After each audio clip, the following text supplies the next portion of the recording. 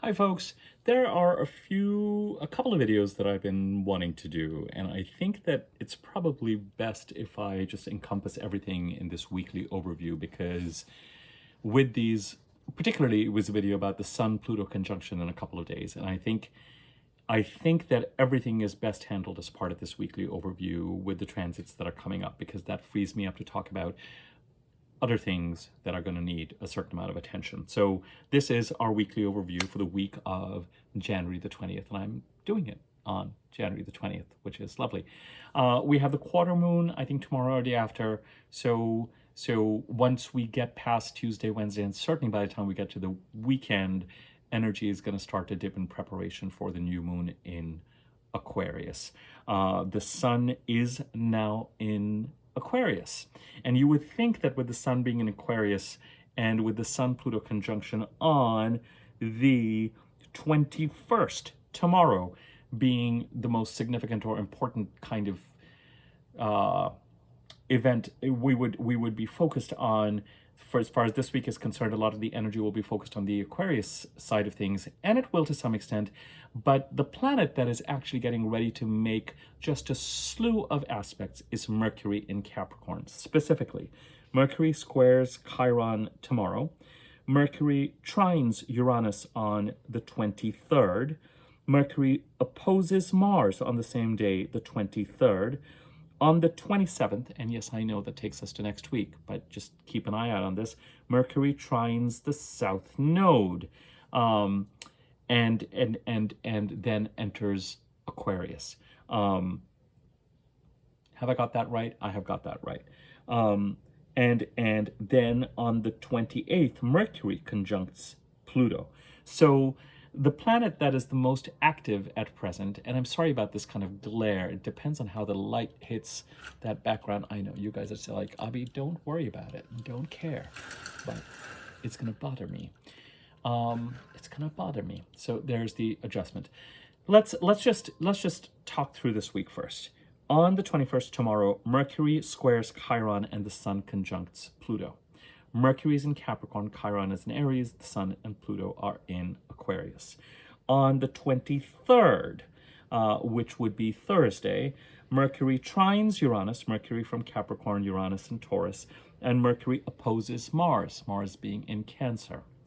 And finally, for this week on the 25th, so we have aspects on the 21st, the 23rd, the 25th, every couple of days, we have intriguingly Venus in Pisces, trining Mars in Cancer.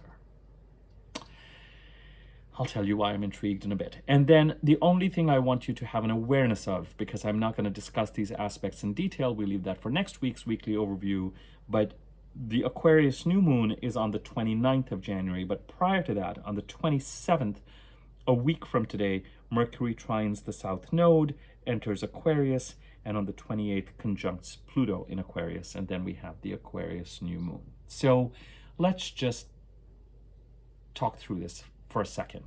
And we're specifically going to be talking about the planets, the personal planets, because these are the planets that are making the aspects right now as they go through Capricorn, Aquarius, and Pisces. We have got Mercury in Capricorn getting ready for an aspect-laden 7 to 10 days ahead. We've got the Sun in Aquarius, and we've got Venus in Pisces, all a sign apart. Mercury and the Sun are going to be getting closer and closer together, and they're going to conjunct in Aquarius. Venus is still kind of ahead of everyone, and she's going to go retrograde on March the 1st and start to move closer to Mercury and, more importantly, the Sun, and that takes us into March and April. The Capricorn part of the chart. All right, let's talk about this, because this is where Mercury is going to be so active. Where is my Capricorn section? Do I have a Capricorn section? Give me one sec, guys. Sorry.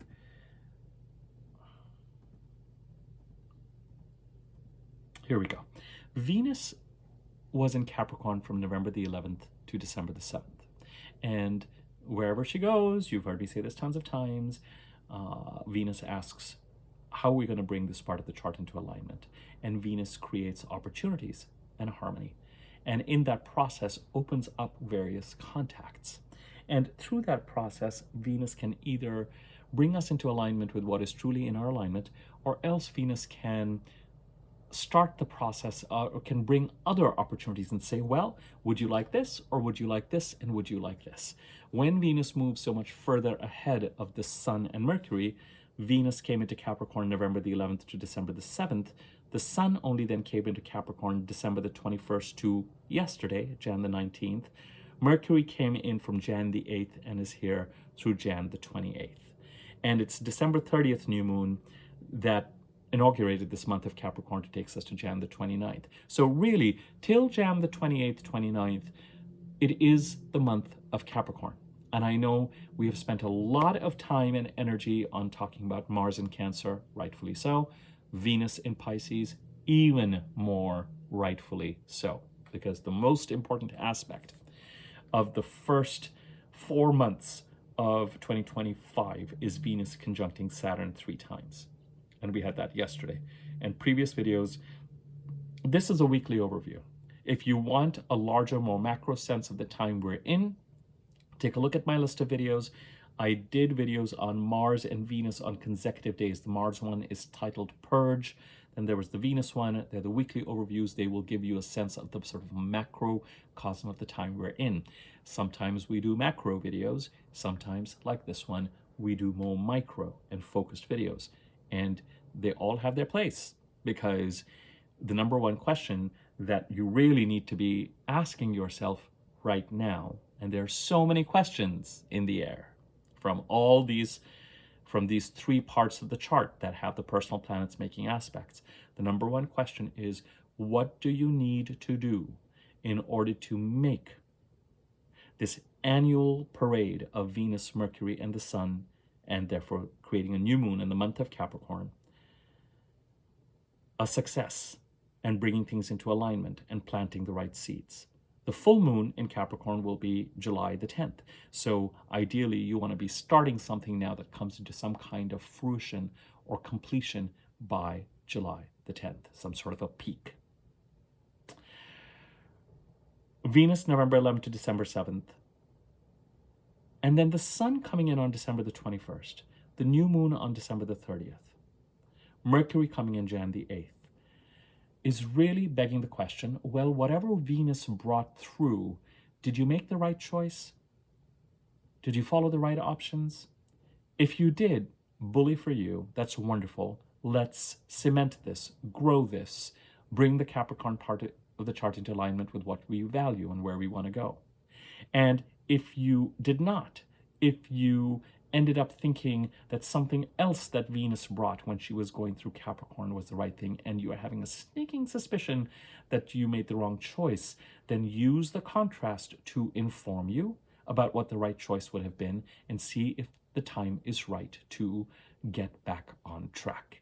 And Mercury, especially, being the planet of communications and transactions and contracts, will help you squaring Chiron, trining Uranus. It's the trines that are so powerful over the next 7-8 days. Mercury trining Uranus in Taurus. Mercury trining the South Node in Libra, making it the last aspect he makes as he goes through Capricorn. How can bringing the Capricorn part of your chart into alignment support you with moving in the direction that is right for you in the Taurus part of the chart? And what can the link be between that and releasing what you need to release in the Libra part of the chart? And how can you achieve that alignment through communication? With Mercury, ideally, I would say things have to first live in a mental realm of processing, thinking, planning. What am I going to say? How am I going to say it? What am I going to do? How am I going to go about it? And then through the means of communication, whether it is typing or speaking or writing, whatever it is, to bring things into alignment. That is the number one priority of the week. And please don't be confused about what I said. You know, Venus is a planet of bounty, and Venus is a planet of opportunity. But what Venus brings, ultimately what Venus is trying to do is to get you in touch with what you value. And Venus may say, I'll open this door for you, and I'll open this door for you, and I'll open this door for you. But ultimately she's saying, what do you value? How do you want to do this? What is the right step for you? And sometimes when Venus is this much further than the sun, and we don't quite have access to the power of the sun and the power of Mercury until a couple of months later or a month later, Venus left Capricorn on December 7th. Mercury only came into Capricorn Jan the 8th to start to make sense of things and start to get them into a realm of communication. In the meantime, the sun has been shining the spotlight till yesterday on the Capricorn part of the chart.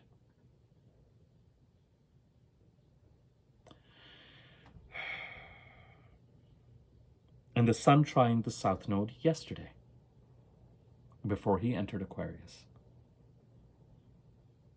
What do you need to do to bring the Capricorn part of the chart into alignment with what you value? And how are you going to use communication to achieve that end by January the 27th, 1 week from today? That is the number one question for this week. Mercury squaring Chiron today. What does Mercury need to do in Capricorn to allow you to heal, become self-empowered?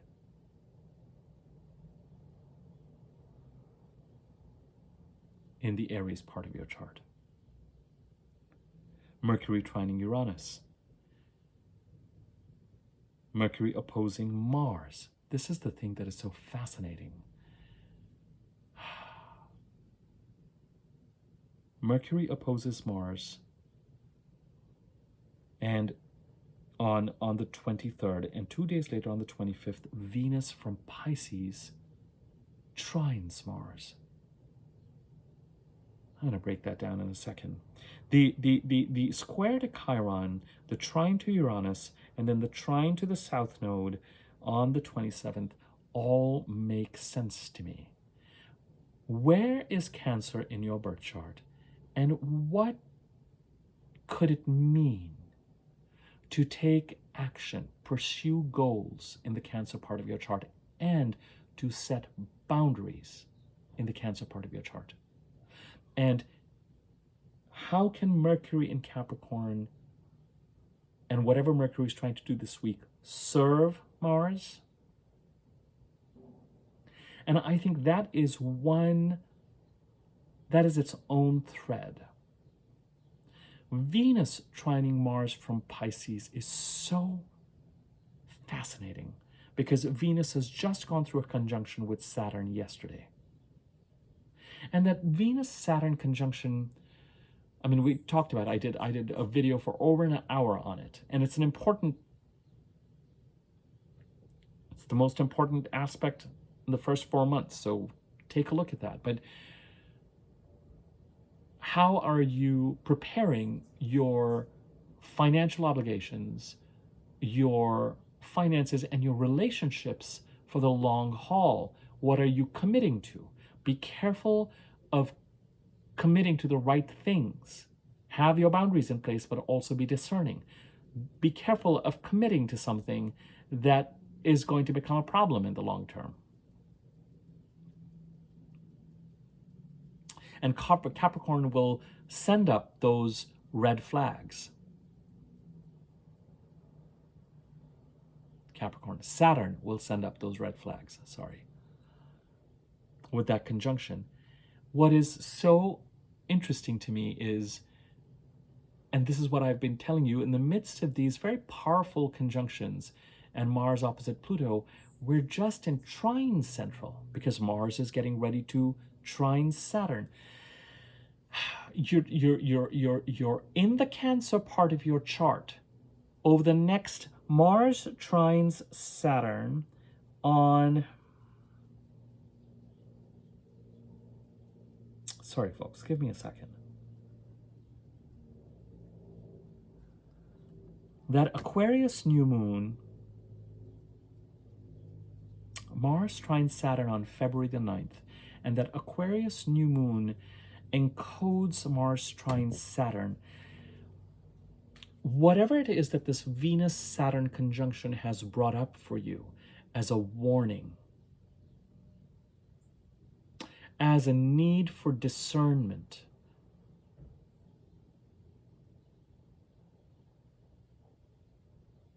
Mars is now going to pick up on the energy in the Cancer part of the chart and support your getting the Pisces part of the chart into alignment.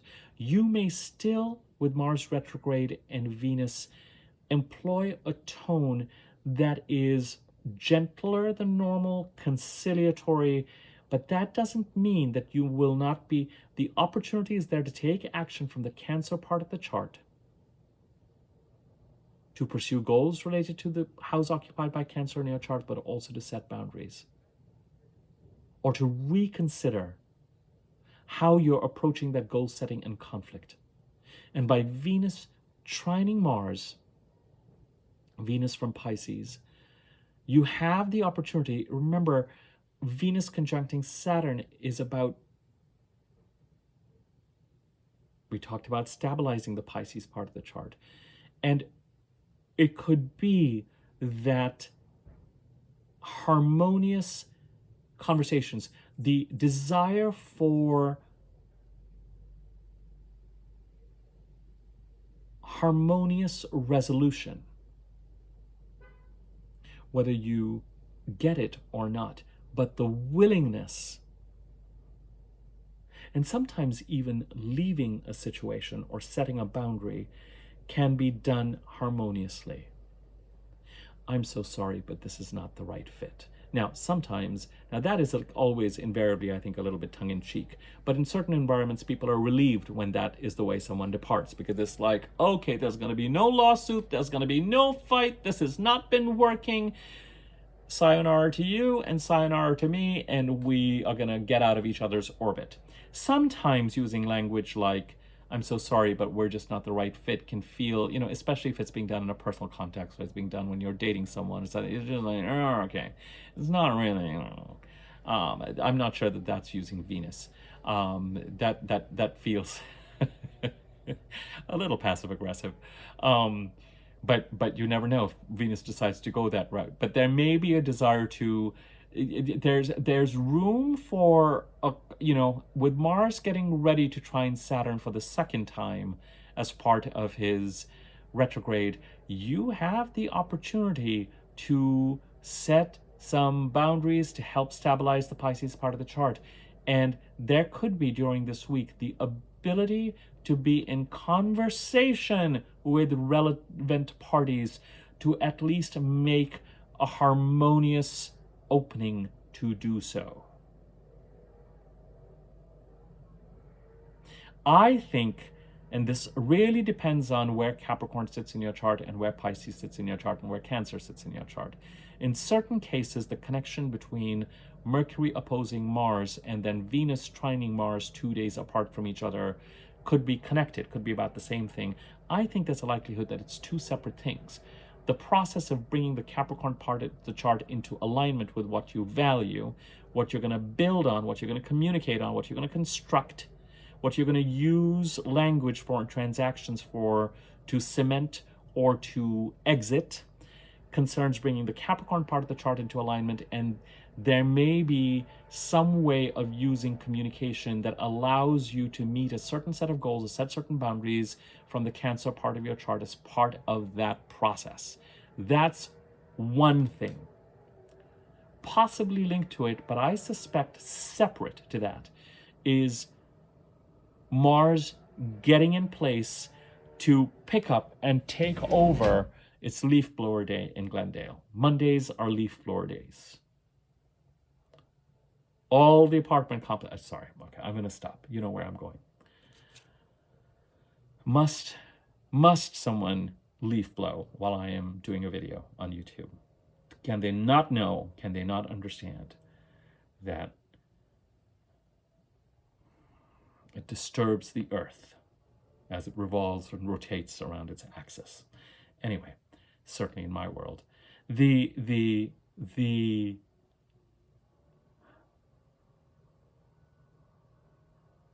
After Venus conjuncted Saturn last week and threw up opportunities for structuring creative relationship, financial goals in the Pisces part of the chart, or threw up red flags around relationship or financial issues that could become permanent if boundaries are not set. A whole video on this has been done, the last one, that is over 60 minutes. You don't have to devour it in 60 minutes. You can take bite-sized chunks. It's the most important aspect. Now Mars gets into place from Cancer, and aren't we all just relieved from the Cancer part of the chart to say, all right, I'm going to trine Venus in Pisces, and then on February the 8th, 9th, I'm going to move towards trining Saturn. And it is these trines from Mars that are such a lifesaver in the midst of all this intensifying activity in the Pisces part of the chart. Now we come to the third house that is relevant this week, and that is frankly really relevant through tomorrow. But not only because the Sun conjuncts Pluto in Aquarius tomorrow, and then Mercury conjuncts Pluto on the 28th of January. Last year, 2024, between January 20th and February 20th,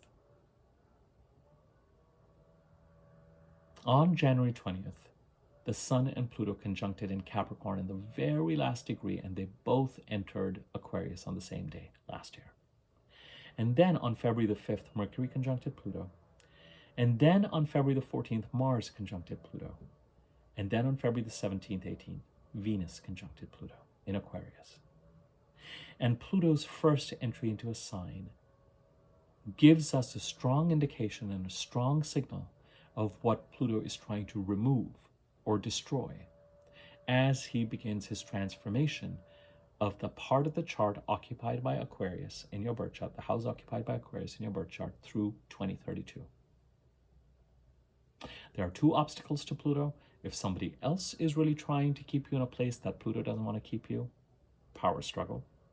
Or if you are really attached to something that Pluto is trying to remove for you by saying, not for you, not right for you, not good for you, and you're holding on to it, that will lead to hurt and pain and bruising and woundedness, because Pluto is like this giant tractor with this de-weeding tool, and if you start holding on to that, you are just going to get dragged through that process because Pluto will win. So outside of you really holding on to something that you might, if you think about it, realize is not right or good for you in the Aquarius part of the chart, and outside of somebody else wanting to keep you in some sort of cage or bind you to something, Pluto's initial degree entry, especially in the beginning of 2024, may have given you a sense of what are we transforming and how are we going about it, and what is it that needs to be removed first in the Aquarius part of the chart so that the new can come in. And at this point in time, as far as Mars is concerned, we are in Mars-Pluto opposition period. We've had two of these oppositions already. We're going to have one more opposition. Oh God, when is that opposition? I hear you ask. How could you? April 26th. November 3rd, Jan 3rd, April 26th. April 26th being the final one for Mars in Leo and Pluto in Aquarius. And it takes us to a kind of a culmination of a process that started on February the 14th of 2024. And it's dramatic. But in the meantime, we've got this thing happening where the planets, as they're moving into Aquarius, in the last few degrees of Capricorn and into Aquarius, they are opposing Mars, and Mercury is the last one of these to do so. The Sun opposed Mars on the day, or not on the day, a couple of days after after the Cancer full moon, when we had a full moon and a full Mars.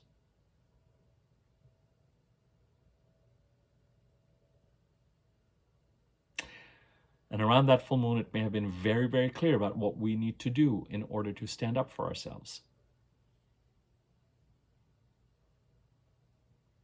And the Cancer full moon was what, about a week ago, January the 15th? 5 days ago at this point in time.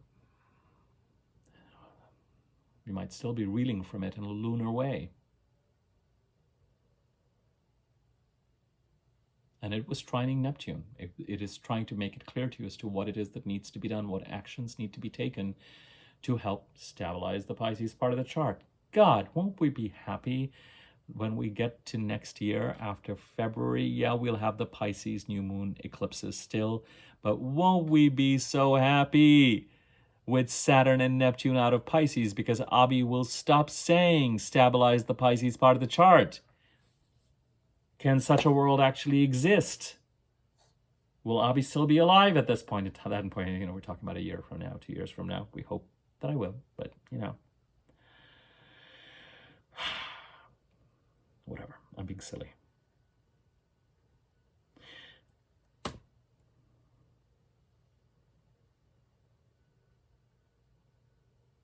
But the two other aspects that bring us back to Jan 20th to Feb 20th of last year are the fact that the Sun conjuncts Pluto tomorrow and Mercury conjuncts Pluto on the 28th of January. And with the Sun, it is a conversation. When the Sun talks to the personal planets, Mercury, Venus, Mars, it instructs. When the Sun is talking to the outer planets, it's really much more of a conversation. And it's for the Sun to get into alignment with what Pluto is doing. So you may, for the past 5 or 6 days, since the Cancer full moon to tomorrow, be becoming very aware in a solar way of getting a confirmation of what it is that needs to be removed, destroyed, to make way for the new, what is actually being transformed in the Aquarius part of the chart, and how it links up to Jan 20th to Feb 20th of 24. And with the Sun, it is an awareness, it is a knowing, it is an unmistakable solar plexus in your heart, in your psychic self, in your true self, knowing. It bypasses the mental, the emotional.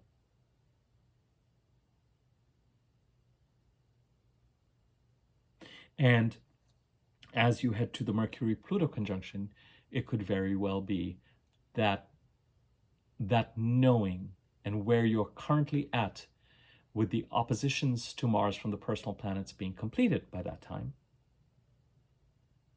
that some element of communication enters the picture to continue this process, ideally.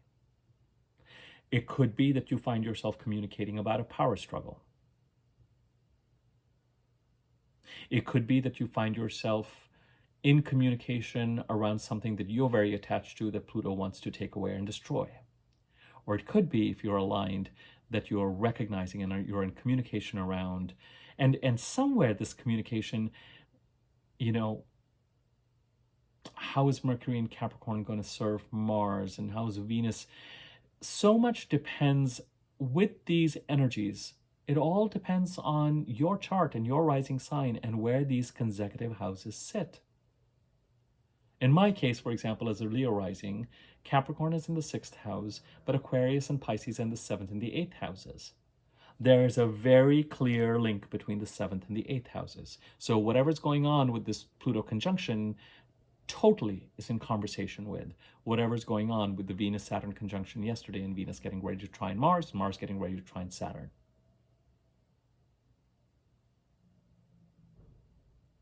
It's possible that whatever's going on for me from the 6th house links up to the 7th house with regard to something to do with a job, clients, agreements, something being transformed there.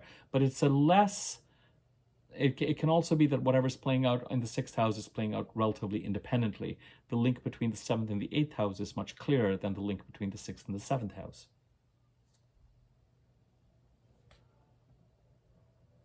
So that works for me. If you were a Cancer rising, Capricorn would be in your 6th house, in your 7th house, and Aquarius would be in the 8th house. There's likely to be a much greater correlation between using communication to bring the 7th house into alignment and the Sun-Pluto conjunction, and then the Mercury-Pluto conjunction in the 8th house.